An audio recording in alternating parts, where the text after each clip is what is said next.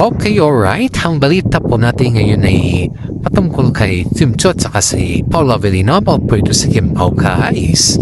Eto na naman tayo, guys. Ang update po natin sa ngayon ay topic natin na ay si Kim Cho po ay wala ng tiwala sa gobyerno natin sa ngayon. At pamalawa naman, guys, ay ano ba yung resulta ng kanilang movie scene sa Albany? Alam naman natin, guys, na si Kim Cho po ay napaka-galing or napaka-husay. Halino po dyan si Paula Avellino sa showbiz. Paano na yung buhay nila ni Paula Avellino? Okay. Ayan po natin muna yung ating updates na kung saan po ay si Kim Cho, guys. Umpisaan po natin sa gobyerno, guys, yung wala nang tiwala si Kim Cho sa gobyerno. Totoo naman, guys, kahit naman siguro sino, guys, na tao sa Pilipinas, lalong-lalo na yung mga nasalanta ng bagyo, mga napektuhan ng bagyo, yung nakaranas ng bagyo at yung naramdaman talaga nila kung nasaan ang gobyerno. Nasaan na ba ang gobyerno natin sa Pilipinas? Yan po yung tanong ng mga taong bayan, guys. Tuwing may mga eksenong nagagawa sa environment natin, always they asking, where is the government? Hindi lamang po si Kim Cho ang nagtatanong mga about sa kanyang, guys, kundi lahat naman tayo. Kasi ramdam natin na nawala na tayo ng gobyerno. Wala na. Hindi na natin ramdam ang gobyerno natin sa ngayon. Tama naman yung mga sinasabi nilang iba na tuwing may mga sakuna, hindi natin mararamdaman ang gobyerno natin. Aba, sa flood control kasi palang, guys, nasa bulsa na ang pera, wala pa namang project. May project nga, pero always ghost project. Paano naman yung mga kababayan natin, yung mga pobre na kagaya natin, yung malapit sa mga disasters, ngayon na mga ilog, yung walang kabuhayan sa buhay. Kaya nga po maraming mga artista, hindi lamang po si Kim Cho ang nagsasabi na hindi na nila ramdam ang gobyerno. Ang tanong pa nga po nila, nasaan na ang gobyerno ng Pilipinas? May gobyerno pa ba tayo? Yun, guys, yung mga tanong sa mga politiko sa ngayon, do kung saan po ay wala silang konsensya. Lalong-lalo na sa mga pinaka-heads ng gobyerno natin ngayon, ay puro na lang paninira ay VP Sara. Yun na lang yung kanilang inaatupag sa makalinap ni VP Sara. Doon na lang sila naatupag. Samantala yung pangangailangan ng mga taong bayan, gaya ng mga relief goods, gaya ng mga tirahan, gaya ng mga kung ano-anong pa man dyan, mga livelihood, guys, wala man lang maibibigay na ganon. Noong eleksyon ang daming ayuda. Pero nung may sakuna, wala man lang maibigay. May maibigay pa nga, kalahati pa. Kinukupit pa. Kaya sabi nga ng mga karamihan, guys, hindi lamang po si Kim Cho na hindi na nila ramdam ang ating gobyerno sa ngayon. Aba, biruin nyo ba naman? Sa dami ng nasalanta ng bagyo, may mga namamatay pa. Hanggang dun na lang sila eh. Hindi kagaya ng mga ibang administrasyon na kapag may sakuna, everything is evacuated at walang nangyayaring patayan. May nangyayari man na ganyan yung mga very risky places na hindi na nare-rescue dahil nga kulang sila ng manpower. Pero sa administrasyon ngayon, aba, limpak-limpak ang pera ng mga contractor, limpak-limpak ang pera ng mga congressman, limpak-limpak ang mga pera ng mga hawak malapit sa administrasyon. Pero pagdating sa sakuna, ni wala silang maibigay, ni puro na lang hearing dito, hearing dyan, wala naman silang maipapakulong. Kaya sabi ng mga karamihan, guys, na nasaan ba ang gobyerno natin ngayon? May presidente nga tayo, pero ang presidente naman natin, panis. Yan yung pinakamasikit nito, guys. Kaya nga po marami mga artista, hindi lamang po si Kim Cho nagsasabi Nawala na silang tiwala sa gobyerno dahil sa mga karanasan nila guys. Nakikita, naawa sila sa mga tao maapektuhan ng bagyo kasi kababayan nila mismo, kahit hindi man siguro nila kababayan guys, kitang-kita mo kung ano naging epekto ng bagyo sa kanila. Kaya nga po saludo tayo sa mga artista na tumutulong.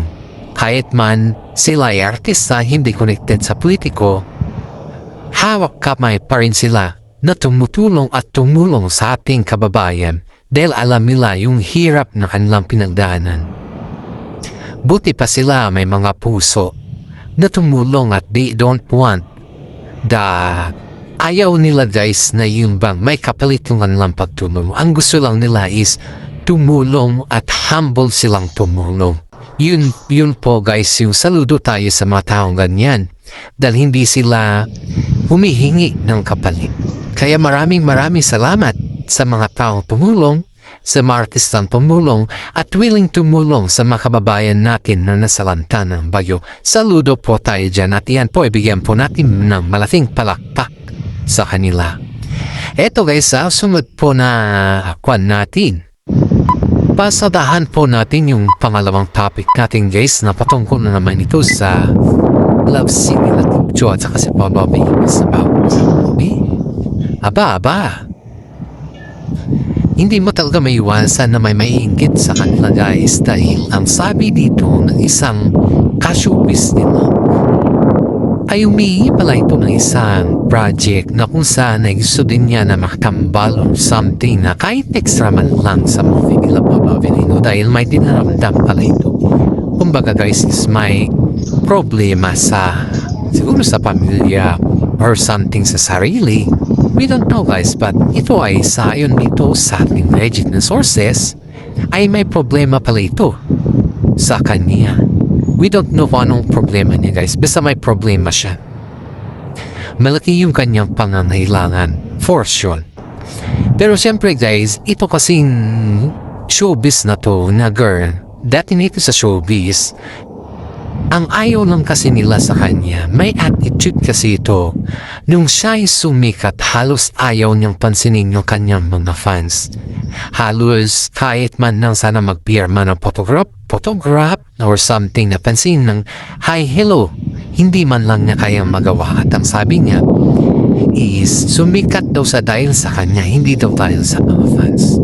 Kaya nung nakipag-usap ito sa isang management, wag na po natin banggitin kung anong management po yun guys kasi nakakawan naman ito. Nung sumikat siya, halos tinitman niya lahat ng mga fans niya. Halos ang feeling niya or pakiramdam niya sa kanyang sarili, ang taas niya. Ang taas niya dahil hindi daw siya yung tao na yun marunong magbaw, marunong magpasalamat kung ano man yung narating niya sa kanyang buwan. Yun yung pansin ng mga management, mga co-staff at mga ka-showbiz niya guys, co-showbiz niya, na hindi siya marunong pumanaw ng utang na loob sa kanyang mga fans. Lalong-lalo na guys, nung caught with action siya nung nasa restaurant kasi siya. Ayon dito sa ating legit na sources guys na napaka-legit, ay kasama niya mismo yung kanyang kaibigan at nasa restaurant sila. Kasatsagan ng kanyang sikat that time. Sabi ba naman niya sa isang waiter na kung saan ay gusto mapapotograph sa kanya na hindi oras ng photograph, oras daw ng kanyang pagkain at oras daw ng kanyang privacy. Aba guys, kung iisipin mo naman, kung isang tao lang naman, yung waiter lang naman, ang mapapotograph sa'yo at wala namang ibang tao, aba siyempre normal. Ilan ba naman yung isang tao lang napipirmahan yung photograph niya? Diba? Kung sang katerma or sang kaputak yung tao, pwede mong sabihin na privacy. Pwede mo rin sabihin na mamaya na. Pero yan ang isa lang naman yung waiter eh. Yung waiter na kung saan nagbigay pa siya ng tip. Na yung tip na iya pa si waiter na kunin dahil nga dun sa dinedma niya ang kanyang papapotograph. Kahit naman siguro sino, may alinlangan, may doubting ka sa nangyayari na first time pa naman ng isang waiter na ma-photograph sa kanya dahil alam niya na ito ay sobrang sikat na. Sabi nga ng kanyang kaibigan guys, nilabas ito dahil hindi masikmura ng kanyang kaibigan yung kanyang ginawa sa restaurant. Parang napahiya pa yung waiter at sinabi pa ng kanyang mismong kaibigan na kung sikat lang ako, pipirmahan ko yan kasi nag-isa ka lang naman. And then after that guys, syempre hindi nakapagsalita yung waiter. Ang ginawa ng waiter guys is nanahimik na lang at medyo pumunta sa sulok at yung mismong kaibigan ng artista na ito. Yun yung kinuusap niya yung waiter na yun. Kaya medyo gumaan na yung pakiramdam ng waiter na yun. Pero in fairness guys yung waiter na yun guys hindi nagsasalita sa publiko pero may nakapansin sa kanya na isang fans. Kaya na-post po ito at nakarating sa mga ibang management. Yun po yung pinakaayaw ng mga ibang management guys na kapag may mga fans na lumapit sa'yo ay normal lamang na sikasuin kahit isa man yan or marami man yan. Dahil wala ka sa posisyon kung wala yung mga fans na naghihidungo sa iyo, sumisigaw para sa iyong kasikatan. At iyan po ay isang malaking tulong para sa iyo bilang isang taga-showbiz, diba? Tama naman guys, diba? Kaya iyan po guys yung attitude ng babaeng ito. In fairness naman guys, may another updates tayo dito sa babaeng ito guys. Pasadahan ulit po natin. Ito guys, patungkol sa ano na yung buhay-buhay nila Paolo Avellino sa ngayon at sa si Kim Chu guys. Aba syempre, ang buhay nila Paolo Avellino at sa si Kim Chu sa ngayon guys ay talagang rumaksa yung mga blessing nila. Maraming mga netizen, mga tagahangan, lalo na yung mga senior citizen dyan guys. Shout out po sa mga senior citizen dyan na palagi sa ating videos, sa mga fans din natin dyan na like and share sa ating YouTube channel, sa mga parents natin dyan, mga love na love po natin kayo. Ito guys ay yung mga updates natin patungkol sa Kim po, yung mga buhay-buhay nila ngayon na kinumpara yung noon at ngayon sa kanila. Aba yung noon guys, masalimuot, sabi ng mga fans natin sa Kim Pao dahil syempre pagbago pa lang naman sila sa showbiz, hindi mo pa maramdaman yung totoong Kim Pao. Pero in fairness sa ngayon guys ay ramdam na nila kung ano yung totoong Kim Pao guys dahil biruin mo ba naman itong si Kim Chu guys ay binigyan pansin niya talaga yung buhay nila ngayon ni Paolo Avellino dahil nung sila ni Sian di hamak na very controlling talaga si Sian. Ayaw niya na gumala si Kim Chu. Ayaw niya na may makasama si Kim Chu. Ayaw niya na yung talagang focus na Sian ni Miss yung sa kanila at saka yung career at saka yung kumbaga is hindi na kailangan yung happy-go-lucky movement. Pero naging seryoso sila sa isa't isa. Pero dumating yung time na sumuko na rin sila sa isa't isa. Kaya yun yung nila guys, yung pansin nila kay Sian na she's very protective kay Kim Chu. Pero yung protective na yung is nawala lang ng parang ganun dahil hindi na mahatim ni Kim Chu yung kumbaga guys is paghahawak lang ni Sian din sa kanya. Pero in fairness naman dito guys kay Paolo Avellino is very open. Mas lalong naging open si Paolo Avellino guys at mas lalong dumami yung kanilang blessings. Isipin mo to sila ni Sian Lim guys konti-konti lang yung kwan nila at saka hindi rin pumutok yung mga movie ni Sian Lim.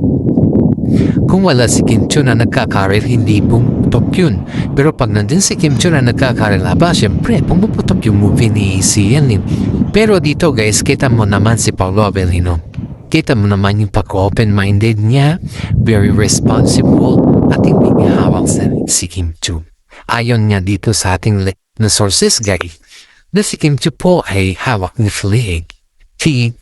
Hawak niya sa leg si Paolo Avellino. Hindi po si Paolo ang may hawak kay Kim Chu. Kasi nga si Kim Chu guys is everything na sasabihin ni Paolo, everything na ano man yan is always pa rin na pabor si Paulo kay Kim Chiu kasi ayaw nga niya na may mga alitan, tampuhan, ganyan po ka-humble si Paulo pagdating kay Kim Chiu at ganyan din po ka-humble si Kim Chiu pagdating din kay Paulo kasi nga may one time kasi guys nagkaroon sila ng tampuhan na umabot ng 3 araw. Siyempre, mahaba-haba na yung pagdating sa kanila yung 3 araw. Kahit naman siguro sino. Hindi lang naman siguro sa atin yung kahit naman siguro sino. Iyan po yung ayaw nilang dalawa na matulog sila. Pagising nila, nag-aaway pa rin sila na may tampuhan. Yan po yung ayaw nilang dalawa kay in fairness naman sa idea nila o sa kanilang mga options. Alright. Respeto nila na kapag natutulog sila, wag na sila mag-away. Kasi pag natutulog sila, iba kasi yung natutulog na yung may kalitan, may mga tampuhan. Kasi hindi ka talaga matutulog dyan. Nakakatanggal talaga ng stress. Dagdag stress pat, hindi yan nakakatanggal ng stress. Kaya advice po ng mami ni Paulo Avellino sa kanilang dalawa, kung may mga alitan kayo or kung may mga something kayo na hindi kayo makaintindihan, ayusin ninyo bago kayo matulog. Kasi yan ay nakakaganda yan sa paggising nyo na wala kayong kalitan o wala kayong dinaramdam. Yan po yung kagandahan dyan guys. Yan po yung feeling nila na alam nila na wala silang nasasagupahan tao. Tama naman yung advice guys kung tutusin natin. Kaya maraming netizen po napapabilib sa mami ni Paulo Avellino dahil nandyan palagi siya kina Kim Chiu at saka si Paulo. Kaya shout out po natin sa mga senior citizen po dyan guys. Please like and share naman po yung ating YouTube channel para naman po sa atin lahat dyan. Just pray po and think positive always because God is always for us. Sa mga sakuna, wag na po natin ipaubaya sa mga kritiko na wala mang lang ginawa sa ating kundi mangurakot ng ating pera. Salamat po at ingat po tayo palagi.